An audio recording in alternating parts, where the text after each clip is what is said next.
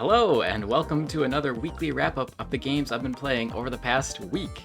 I only played one game this past week, and if you remember how many times I brought it up in the last video, this probably won't be a surprise, but that game was Metroid Dread. Just a note before we start, this video is free of story spoilers, but there may be some visual spoilers of upgrades you get, some bosses, that sort of thing, but no story spoilers. After nearly 20 years, we finally have a sequel to Metroid Fusion. The Metroid series wasn't entirely dormant in that time, though. I haven't played it, but 2010 saw Metroid Other M release on Wii, and Metroid Samus Returns on 3DS was a nice reimagining of Metroid 2 in 2017. But to finally have a new, original 2D Metroid adventure with Metroid Dread, I still can't believe it's real, even though I've played it! Everything I want in a 2D Metroid game is here. A lonely sci-fi atmosphere, several utility upgrades and utility gating, optional health tank and missile expansions, a complex map, and boss battles. It's all done very well. Developer Mercury Steam have definitely proved themselves in my mind in the Metroidvania space with Samus Returns and Dread. On top of bringing back the fun of classic 2D Metroid, there are also some new elements here.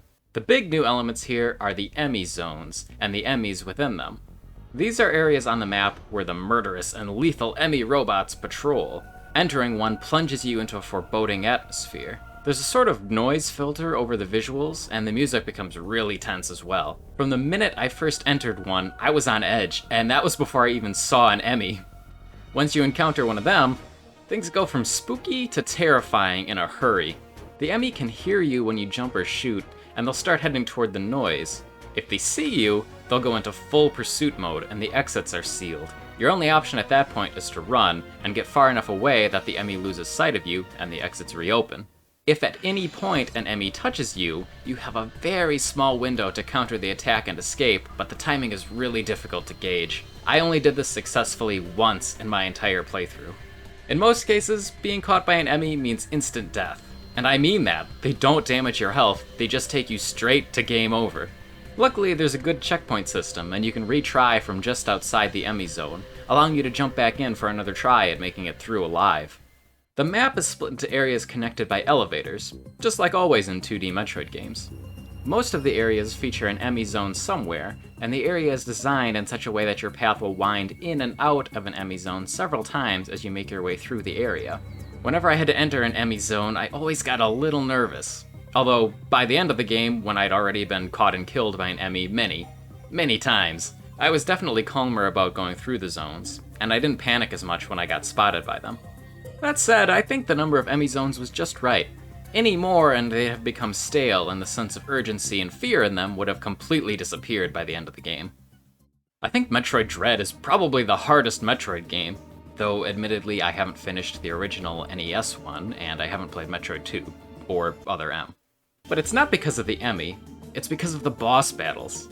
Their attacks shred through Samus's health, so you have to get good at dodging them.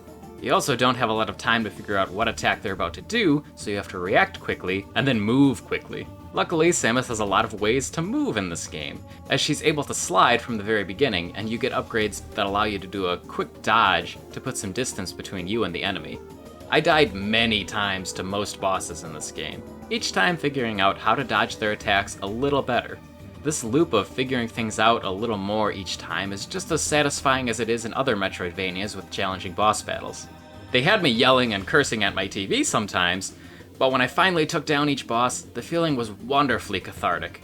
If you enjoyed games like Hollow Knight or Blasphemous for their boss battles, then you'll feel right at home here. One bad thing I have to bring up, in the 1.0.0 version of Metroid Dread, there's a pretty nasty bug that crashes your game after defeating the final boss right before the game ends. I was affected by it, as were lots of other people. Ironically, I had read about the bug before reaching this point myself, but I didn't think it applied to my save file. I was wrong! Like many others, I'd made it through the final boss battle and was all set to beat the game, only to have my Switch tell me a problem had occurred and the game had to close.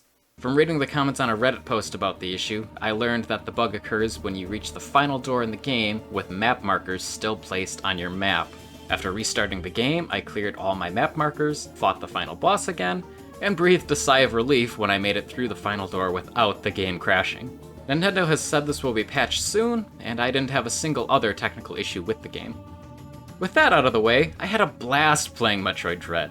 It feels really good to be able to play a new 2D Metroid game again. I really hope Nintendo continues to work with Mercury Steam on more 2D Metroid games in the future. And I hope it doesn't take another 20 years for another 2D Metroid to happen. My final time was 6 hours, 6 minutes, and I'm pretty proud of that for my first playthrough. My item collection rate was pretty low as a result though, at 39%. As usual, there are completion rewards for clearing the game quickly, and with my first playthrough, I unlocked 2 of them. Artwork for Metroid Zero Mission, and Metroid Samus Returns. These were super cool to see. It was a nice way to cap off the experience. I played on my cleared save file some more and got 100% item collection after a few more hours of picking up the remaining collectibles around the map. Some of those Shine Spark challenges you had to complete to get a few items were tough. I looked up guides for those on YouTube, but even after knowing how it could be done, executing the techniques required still stretched the limits of my skill. I'll probably replay Metroid Dread and try to get a faster time, potentially on the hard mode difficulty you unlock after you beat the game, in order to unlock more of the ending rewards you get for clearing the game quickly. This might be a game I actually unlock everything in. I just enjoyed it that much. Alright, thanks for watching. Let me know in the comments below what you've been playing, and I'll see you in the next video.